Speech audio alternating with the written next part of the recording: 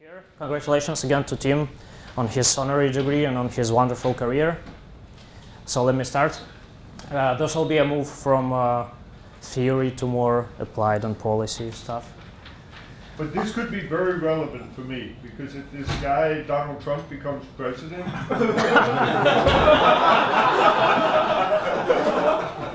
but then you'll have to consider the effect of the wall with Mexico. Okay, so the picture that motivated this project is this one. This is the distribution of unemployment rates by metropolitan areas in the US in 2010, in the middle of the Great Recession. So the message here is that people usually talk about unemployment rates at the national level, but if you look within the country, the variation is huge. So if you look at the US, the variation is like in the European Union. You could have, I don't know, Spain or Greece here, or Germany somewhere here. And not only these differences are high, they are also very persistent over time. So here I plot unemployment rate in 2003 versus 2004, 2005, 2007, 2013. So even after 10 years, if a metro area had unemployment rate which was very high, it tends to be very high in the long term. Okay, so the question I ask is why there are such large and persistent differences in unemployment across space. And I mean, it's not that the question itself is very difficult, so we could think of obvious reasons. It's people don't really move right after they lose a job. So there must be some constraints that prevent them from moving. And the four types of constraints that I'm thinking about in this project are the following. There are search constraints. It's more difficult to search for a job in another location than it is to search in your local city. Then there could be just monetary costs. You have to pay for your move. There also could be non-monetary costs, which I think are even more important. There is it's difficult to move to another environment. You face some stress, you lose friends, you separate from family. One important thing is two-body problem. If you look for a job, but your wife or husband has a job in the city, it's very difficult to coordinate. And the last thing that I'm thinking about is borrowing limit. The borrowing limit is quite related to the monetary cost, but when the monetary cost is too high, maybe it's not even optimal for you to move from the lifetime perspective. But when it's actually optimal to move, what could happen is that you just don't have money to move. And this especially applies to low-income, low-skilled people. In the US, about a quarter of people have negative savings. And with negative savings, if you come to a bank and say that I want to move to San Francisco, they will most likely reject you. So this seems to be important. So do you have a graph by skills or qualification or education? I don't have it here. But in the data, people with college education have twice higher mobility rate than people with below college education. And also people. I'm talking about the spread. So the variance of the distribution is wider for non-skilled and skilled, or the variance of what? Distribution of unemployment. So can you go back to the... you mean for the unemployment distribution? Yeah, sorry.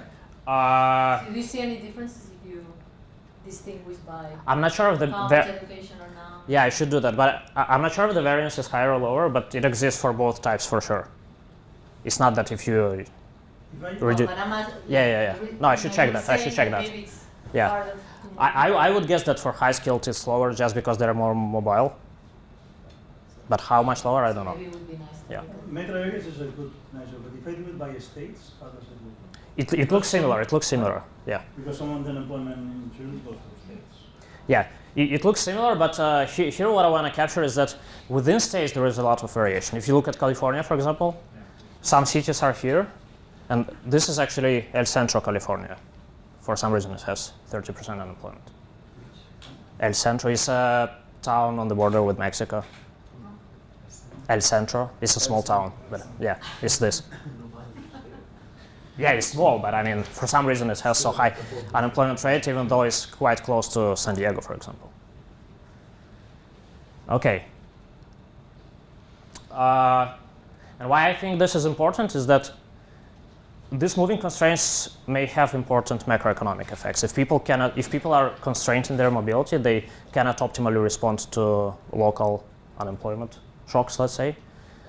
This may lead to inefficient allocation of labor or higher unemployment. This is what I'm going to study in this project, okay?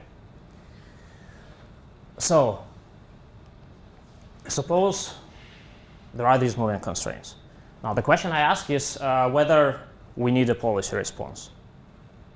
And I mean, on the theoretical grounds, you may argue whether there are some inefficiencies or market failures.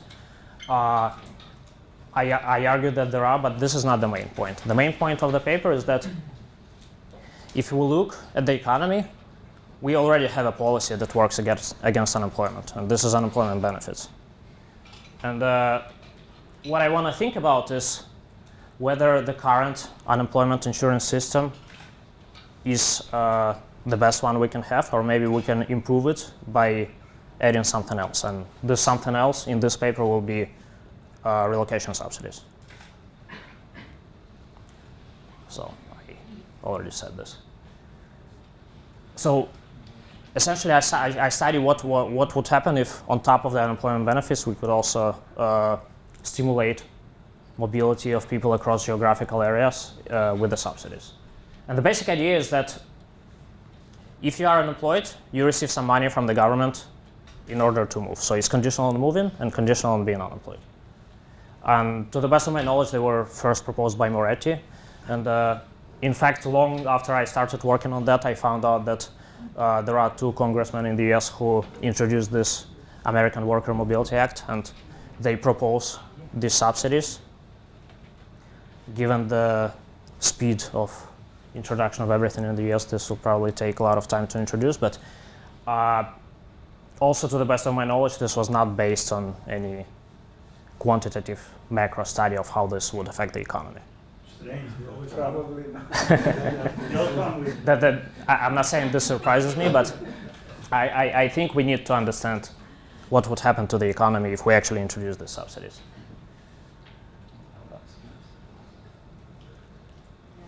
Okay, and in this paper I will construct a model economy with multiple locations with heterogeneous workers, and the workers will choose jobs in cities. Their choices will be affected by wages, housing prices, and employment status, and they will have a possibility to move, but the mobility will be constrained by those four things that I mentioned in the introduction.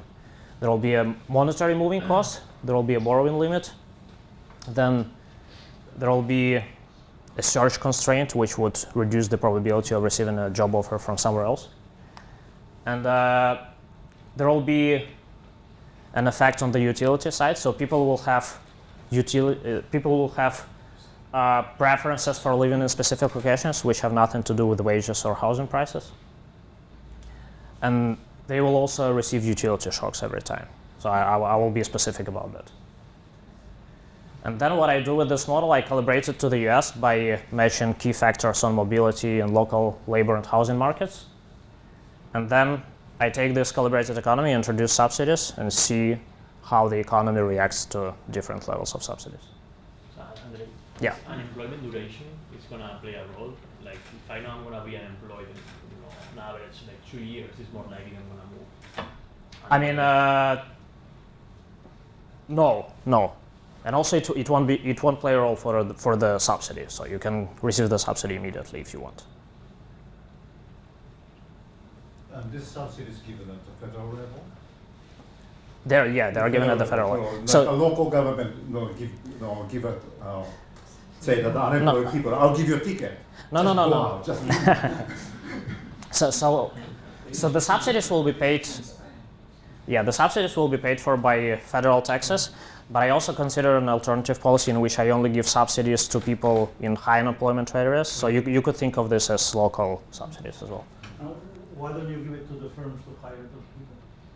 I mean, this could be an alternative. I'm not sure whether quantitatively this would be different from what I do. So my choice was to model firms very simplistically and model workers in more detail. I could do something else, but I'm not sure that quantitatively it would be too different. I don't know.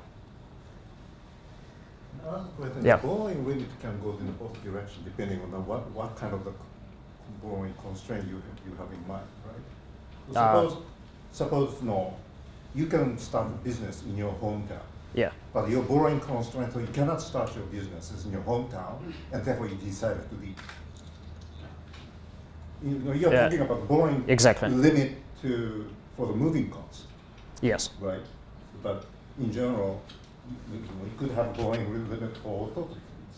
Sure. Yeah. I mean, here the important margin is moving. So I'm only, yeah.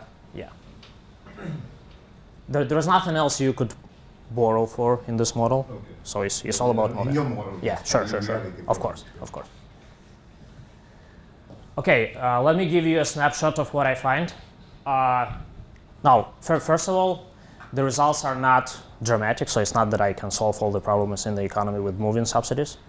And in fact, I'm not very disappointed by that, because if we think about this, many people like where they live, even if the unemployment is high or the economic situation is bad. So even if you start going around with the subsidies, most of the people will not accept them.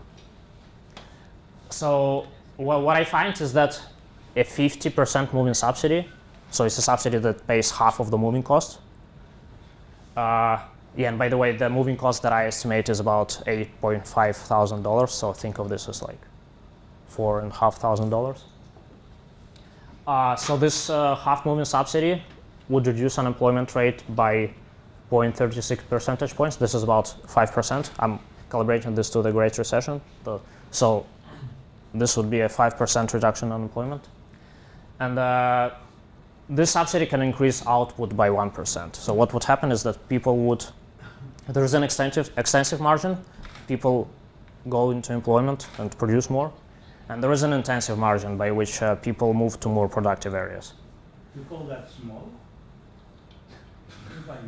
If you think it's large, I would be probably happier, but not too large. On unemployment, it's not very large. No. One-time increase. Just a one-time increase in months. But Uh, why do you yeah, think I mean, it's a stationary economy, so that? yeah. Forever. I mean, So stationary economy is Exactly. 1% every year forever. It's much huger than the cost of business cycles. No, according it's to one- Lucas. It's much bigger than the cost of the distortionary taxes. Yeah, but according to of course it's forever. Harburger. That's a big number.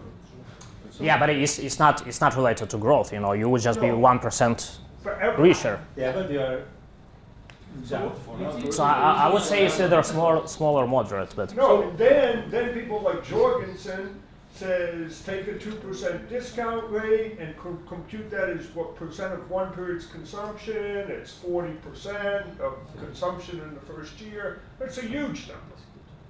The public finance guys know how to make it huge. No, it's 1% forever is giant. okay. What's the size of the subsidy in terms of GDP? What percent?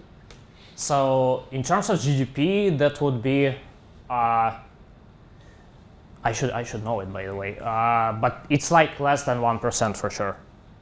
Because that's I don't remember the comparison exact- we want to make. Yeah, because the thing is that there are not so many people who would like to take the subsidy because people would have, yeah, exactly. Well, you have to consider how many unemployed found a job, right? So you have so it's a change of 0.36. So if you had a 10% unemployment, you would be down to Yeah. 9.64. Is that correct? Is this Exactly, correct? exactly. It's percentage points, yeah.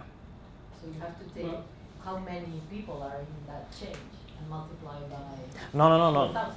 No, I mean, not exactly, because here the subsidy is not conditional on finding a job. So sometimes people take a subsidy, move, and look for a job in another So it would be location. larger than Yeah. that. That would be Yeah. lower bound. And Yeah.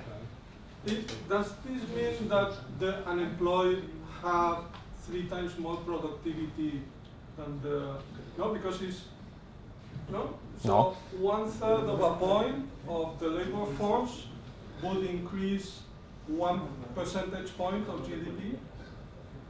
No, by doing this, you're gonna increase employment in 0.36, no? Yeah, okay. So these people should have 3 times the productivity of the people that are working currently? Because with Yeah, I one see. third of a point, you're going to increase 1 point, no? 1 percentage point GDP. Well, That's the Ockham law, no? But different numbers. yeah, but here it's more complicated than that, because when How do we see the model? yeah, well, let's see the model, because people take in their expectations, people will take into account the possibility of having a subsidy, and then this will affect whether they accept an offer or not. So it's not necessarily like that. Okay, so the important thing is that these subsidies actually cost no additional money to the government, because what happens is that the government will save on unemployment benefits as much as it would spend additionally on the subsidies. Okay, but the policy has neutral effect on welfare, because so here I model housing markets, and what happens is that people move to more productive locations, and this increases local housing prices. Okay, and by neutral effect on welfare, I mean that people increase their consumption of goods, but people reduce their consumption of housing because the prices go up. And the effect is virtually zero. Now, whether we want to care about it or not, I don't know. Maybe Omar thinks we should care about welfare. I think we should too, but here what we have is that, there is zero effect on welfare, okay, but we still increase GDP and reduce unemployment. And again, the main conclusion I want to make with this paper is that unemployment benefits with relocation subsidies are better than just providing benefits. Okay, so let me go to the model. There are n cities. Workers come in two types, low-skilled and high-skilled. And in the data, I will proxy them by college and non-college. This is a life cycle economy. People have these non-homothetic preferences on consumption and housing. This will be important to generate this effect on the welfare of housing markets. So people will stop moving to productive cities at some point because it becomes too crowded. So people earn wages if they are employed and unemployment benefits if they're unemployed. Firm side is very simple. There is just a representative firm in every city which hires the available pool of labor.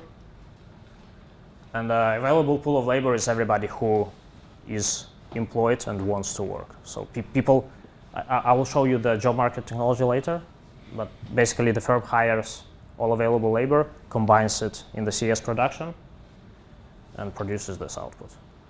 And here age matters. People potentially become more productive with age. So this is age efficiency units of labor. So you don't have any other cost for moving? No, there is cost. It's this slide. So the labor market works in the following way. There is random search. Job offers just fall from the sky, and people will decide whether to accept them or not. And also people who are employed may receive job offers. Then the probability of receiving a job offer will depend on where you live. So if you live in city I, this is the probability of receiving an offer from city I. And this is the probability of receiving an offer from another city J. And this is multiplied by this delta, which is less than 1. And this represents the cross-location search friction. So if you were in city J, it would be more likely that you receive an offer from city J than if you live in city I. And everybody can move. You don't have to receive an offer to move, or I don't know. There is free mobility, except that you have to pay the moving cost kappa. Now the housing market is following the classic model of Roebuck. It's very standard in the spatial literature. There is a representative developer which builds housing using land as the only input. And this is the supply function. So it's the cost of construction times land, and this is the depreciation. So whatever is the supply of housing now is what was left from the previous period plus what was built today. And the cost of construction is convex. The more there is housing in location already, the more costly it is to build more housing. And this will play a congestion effect in the distribution of population. Now the rental price, here by the way is rental only, so there is no distinction between owning a house and renting a house. And the price of housing depends on the purchasing power. The more people live in the location and the more rich they are, the more expensive is housing. It will depend on the price elasticity of supply, on construction costs, and on land supply. It's very standard. These are the things that you usually think about when you study why some cities are expensive and why some cities are not. Okay, the government, there is a government here, and the only purpose of the government is to provide unemployment insurance. It will collect proportional income tax from everybody and redistribute the income tax as unemployment benefits to the unemployed.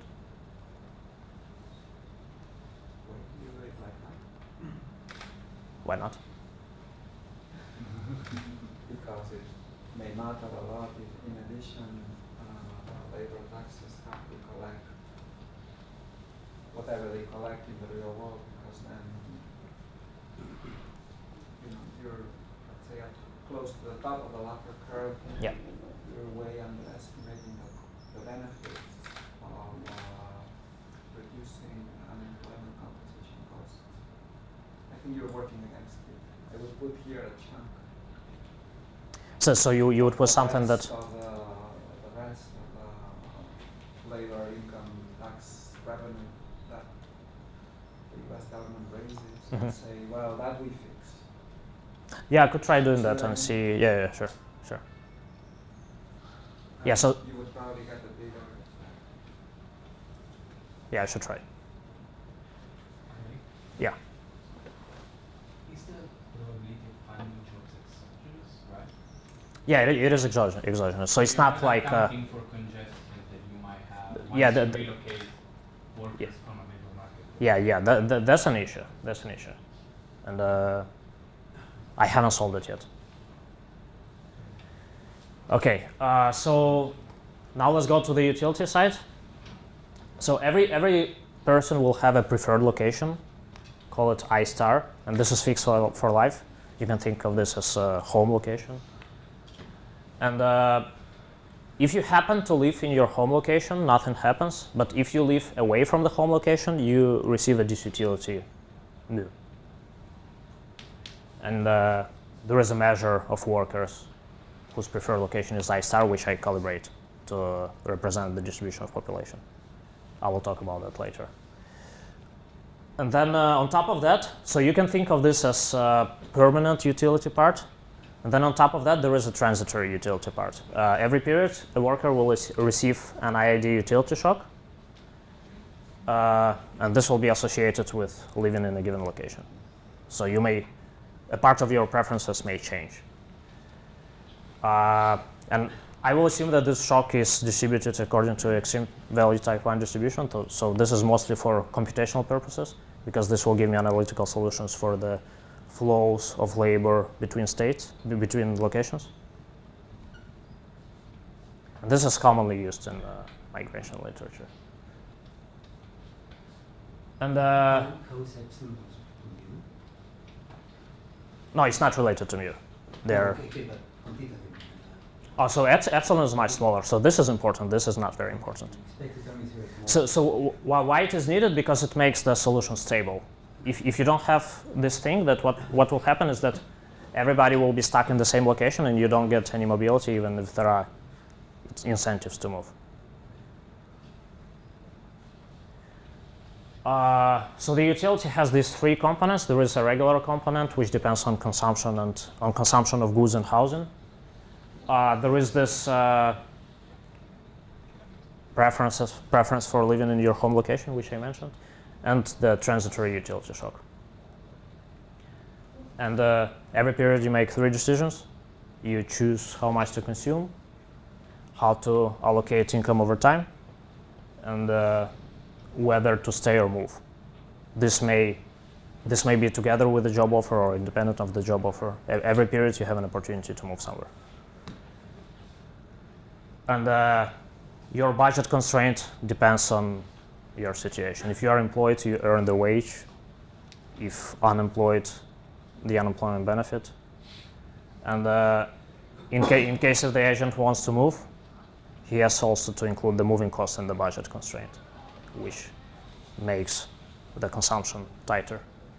And this is where the borrowing constraint may come in. Maybe you find it optimal to move here, but this kappa is so high relative to your savings and earnings that you just cannot move even if it's optimal.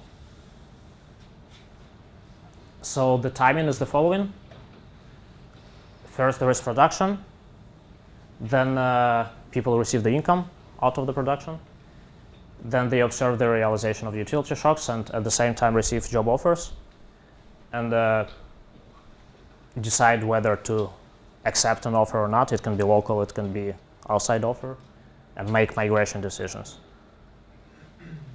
Then they consume, then they move, and finally, let's say between periods, some jobs are destroyed.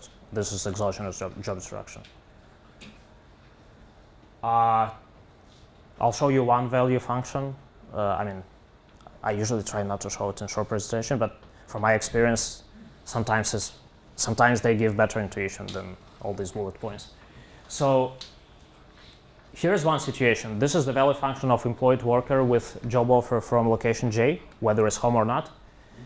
And the current utility he gets depends on the wage, local housing price, current assets and savings, plus the utility shock, plus whether he lives or not in the in the home location. And then in the future, there are two possibilities. So this part is for the guy who wants to stay in the current location. So there are two possibilities. Either your job is not destroyed, and then the continuation value is the value of being employed. Or if the job is destroyed, then you are unemployed, and this is the value. And the expectation comes from two uncertain elements. There is uncertainty about whether you get a job offer or not in the future period, and there is uncertainty about the future utility shock. So when you move, you have to subtract the moving cost from your income, and then the same utility terms and the expectations. And so here, by the way, here you move to the location where you received the job offer from. That's why you have the continuation value of being employed. Here you just move somewhere else, no matter what the job offers are, and then you have to start the next period unemployed. Yeah. So if your job is destroyed, you don't have to wait one period to get. I mean, in the next period you might have an offer, you might receive again an offer. If at the end of one period your job is destroyed. So what happens is that I assume, I don't think it's an important assumption, but I assume that if you accept a job offer, then it cannot be destroyed between periods. So you have to work at least one period. Okay. Then suppose that your job is destroyed. Yeah. In the next period, you can receive a new job offer. Sure. You can receive job offers every period. Regardless whether because there is on the job search. Yeah. Okay. Yeah. Your preferred city remains constant? Yeah, it's fixed for life. So this is like hometown. Yeah, so I have like 15 minutes, right? So there is some function for the initial distribution of labor. This is how, so every period one generation dies and then new people are born in the city. Yeah, let me go to the calibration. Unfortunately, I cannot calibrate all 200 something metropolitan areas. So what I do is I divide all cities in the US into 4 groups, and I divide them by whether they have low or high unemployment and whether they have low or high wages. So this is something that drives mobility usually, because people usually move for jobs. And even though I put all cities into 4 groups, the migration between those 4 groups is 3/4 of all migration between cities in the US.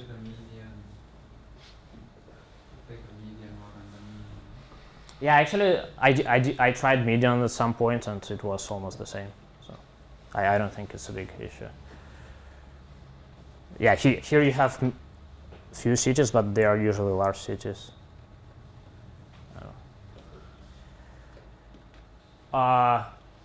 So again, this is stationary economy. And what I'll do, I'll calibrate the model to the US economy in 2005, 2007. I'd love to have a larger period, but the problem is that the data at the metropolitan area level comes from this year.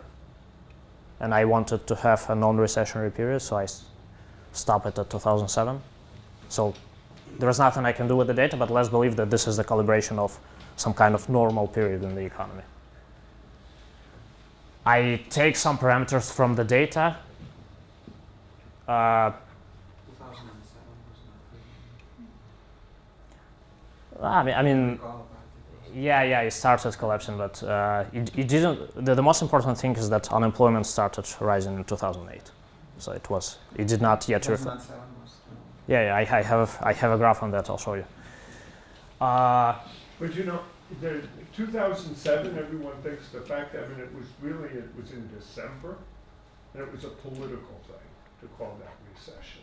I mean, it's not, they're by no sensible measure of recession that anyone had ever used previously was it a recessionary month.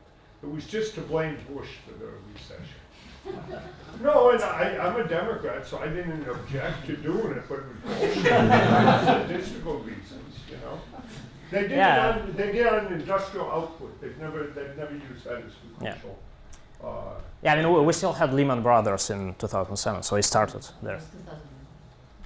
So Lehman Brothers was 2000. No, that's 7. Anyway. Yeah. I think it was 8. Yes. Okay. So. Was the Binex, Oh yeah, it was Bear Stearns. yeah. Anyway. Okay. So there are like 25 parameters to calibrate. Some of them are not very informative, but the important ones are these. So this is the standard deviation of the utility shock. So somebody asked me whether sigma. So sigma is actually not smaller, but what matters is that how the sigma affects the distribution of labor. So the sigma is quite small. Usually people in migration literature have sigma either normalize it to 1 or have something around 1. So the moving cost that I calibrate is about $8,500. The borrowing constraint is about 50% of the monthly wage. So if the monthly wage is like $5,000, this would be like 2.5. I realize this is not realistic for the rich people, but for the rich people they would not matter anyway. So this is the borrowing constraint that matters for the low-skill, low-income people. Okay, so I do quite well on all of the moments. One of the moments that I cannot get exactly is the mobility rate by age. So what happens is the model is that people die at age 65. In reality, they keep moving, I don't know, for retirement or for whatever reason. So here people will stop moving several years before the economy stops, before their life stops.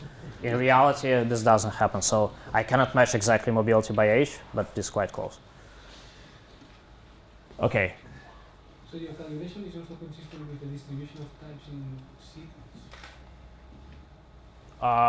Well, I mean, I don't target that, and I cannot match it exactly. It will be true that in more productive cities, there will be slightly more high-skill labor, but not exactly as in the data, because in the data there are other things like, I don't know, possibly industrial structure or agglomeration effects.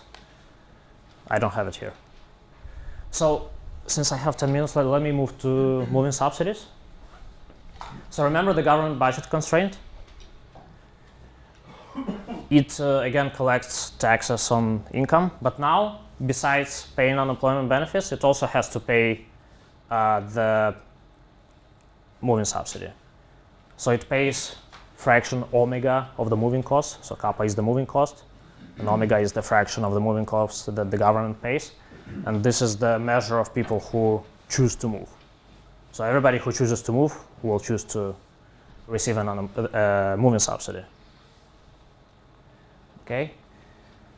So what I do in the paper is I calibrate the economy to 2005 and 2007 because I think of this as a normal period of the economy, and most of the parameters are structural. I don't want to calibrate them in the Great Recession. But then if you study the effect of moving subsidies in 2005, 2007, they are quite small. And this is not surprising because unemployment is very low. So I mean, you don't really want to improve upon unemployment of 5%. People find jobs anyway with high frequency, and they are usually able to save for moving very fast. And this is not a concern. That's why moving subsidies are not very helpful. So what I'm thinking about is that we probably don't want to do anything here, but maybe we want to introduce some policy here. And what I do is I recalibrate the economy to the Great Recession, but I only recalibrate the parameters that are responsible for the job market. For the job market. So I recalibrate the job creation in every city group and the job destruction in order to match unemployment in every location. And you compute the value function as if this was forever, right? No, but the value function will depend on these new parameters, but some of the parameters will be remaining as calibrated for the normal period. But the amount of job creation, little job creation, they are expecting it to hold forever. Yeah, sure. See, he's thinking about that 1%. I mean, you're going to get that 1% increase during the recession. During the recession, but not during the boom. And the recession like that is not a common event. Exactly. But I mean, again, what happens is that in the booming economy, so I'm thinking of, so you yeah. But you're not just changing the state in which you're changing the probabilities. Yeah. That will then drive job creation or destruction forever. Right? Yeah. So it's like two stationary economies. I wouldn't defend too much that Great Recession is something stationary, but I'm thinking of this not as a policy that could increase output by 1% forever. I'm thinking of this more as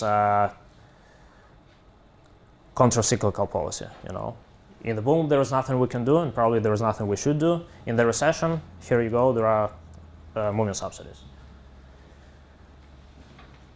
So the model fits is, other parameters are not that important. They're kind of structural, so the model fit is as good as it was in the boom. But now, so I'm not showing you the pictures of the effects in the booming economy, but usually all the effects are qualitatively the same in recession as in the boom, but quantitatively about twice larger. So here's the effect here I plot different levels of the moving subsidy as a percentage of the moving cost. Here I plot the unemployment rate, and this is the effect. Here is the economy without subsidies. Then you introduce subsidies of various levels, and the unemployment falls. So let's take 50% moving subsidy. Unemployment falls by about 5%. Here, by the way, the numbers are lower than the actual unemployment rate because I consider my sample of people, which is heads of households, prime working ages, stuff like that. So given the shape, why wouldn't you give a subsidy of 100%? So this is one problem because here workers don't value any tenure. So if you give 100, what happens is that people move a lot. They actually move more than. Yeah, exactly. Because in the model, there is nothing that you value which is related to how long you stay at a job. If moving is free, you would move every time you receive a job offer. But this is some kind of reasonable level. And you subsidy people that move from their preferred region to another? Or you I don't condition on that. I mean, I subsidize every unemployed person who wants to move. But of course, people will take into account where they prefer to live when they move. Now, this is the reaction of output. So with 50% subsidy, output grows by about 1%. In boom, it would be somewhere here, like 0.4%. Yeah. How would the results change if you change the timing? First, you need to have the offer in hand, and then you apply for the subsidy.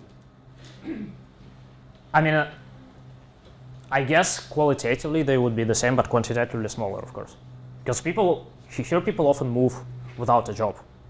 Anyway, I just want to visit San Francisco for a few months. I go, I mean, and then I come back. let's say yeah. You get Yeah. I mean, there is moral hazard here, of course, but in the model, people want to have jobs. That's why it doesn't work in Europe, because as Prescott said, unemployment benefit in Spain is to go to Finland to look for women. Yeah. So here's the effect on the government budget. It can reduce the expenses a little bit, but I mean, don't get too excited. The scale is very narrow. So let's say that the moving subsidies don't really affect the government expenses. Here is the distribution of labor. This is something important. So these lines with circles, these are high-wage cities, so more productive cities, let's say.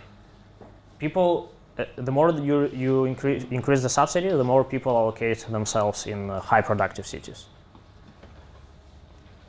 And what happens as a result, because there is congestion in the housing market, even though people become richer, because there is a positive effect on output, even though people become richer, they consume less housing, because now there are more people in these productive cities, and due to convex construction costs, housing prices go up. And the overall welfare effect would be about zero. So people on average consume spend 1/4 of their income on housing. Those guys have to live someplace, no? Say it again?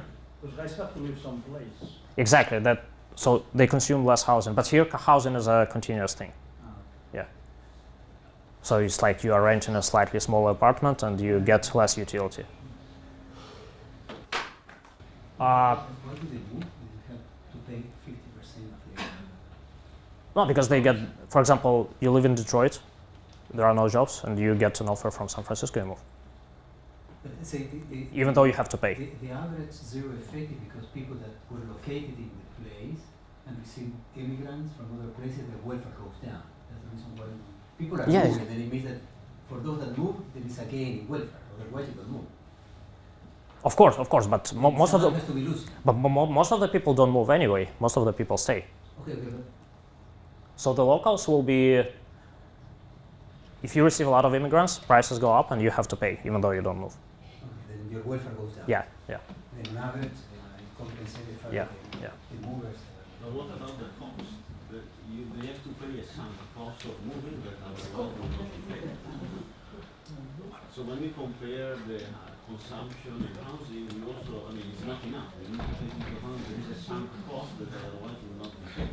Yeah. So here in this measure, I don't consider that because I wanted to see the effect on consumption.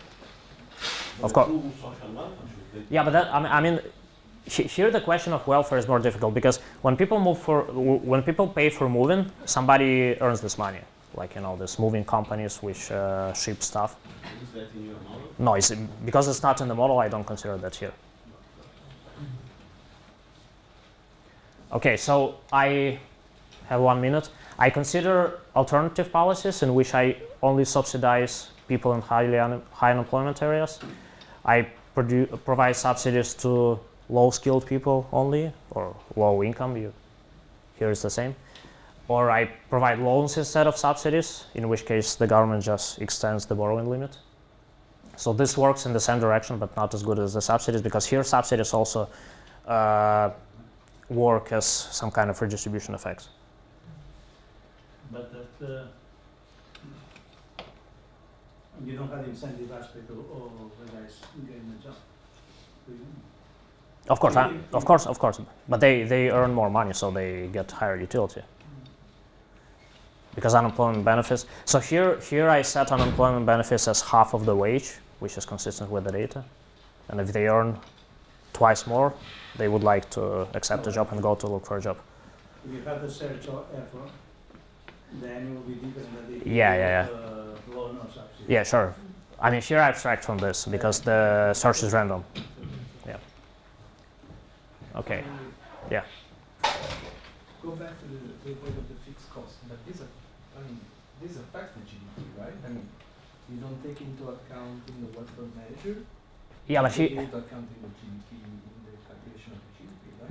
yeah, it may affect the GDP, but I mean, here you have to model who receives this money. I want to abstract from this. Destroyed, right? Yeah, but the GDP has, I mean, it has to affect it, right? I think it's a cost that you have to subtract. Yeah, but somebody receives this money, so it should zero out. Not in your model. Not in my model, yeah. Okay, yeah. I have a related question. Can you disentangle the preference attachment and the moving cost? It's the same thing. You mean in the welfare measure or where? Yeah, like I don't know. I really like Barcelona. Yeah. Or it's very costly to move away from Barcelona. Can we really tell that difference in the data? Because No. that would affect what he's saying about welfare also. No, in the one data. case is you're just sad because you're gonna leave Barcelona. Sure. In the other case, you have to pay the cost of living. Yeah. No, in the data there is nothing we can do. I mean, we don't know how much people like living in. So you need both things. Yeah. Or you can just abstract from moving costs and think about preference. I mean, the preferences are needed here to explain why people sometimes move from San Francisco to Detroit. You know, I mean, it's happening in the data. Otherwise, in the model, everybody would move to this productive location, and that's it. Nobody would live in Detroit.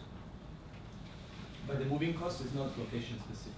No, Or is it? no, it's not. So that's It's the not. difference then between the preferences and the Yeah. and the fixed Oh, okay, I have to move up. Kind of. So half a minute. I proposed a multi-locational model with job market search, etc., etc. So the main point is we usually think about unemployment insurance as just paying people while they are getting jobs. What I propose is that we should not pay people to stay in locations where there are no jobs. We should consider some complementary policy, by which I mean that maybe we should pay people to move somewhere else where there are jobs. And in this quantitative exercise, I show that it will be somewhat beneficial for the economy, in a sense that it will slightly increase the output and reduce unemployment. And it will also cost nothing to the government because it will save some money on the unemployment benefits. That's it. Thank you.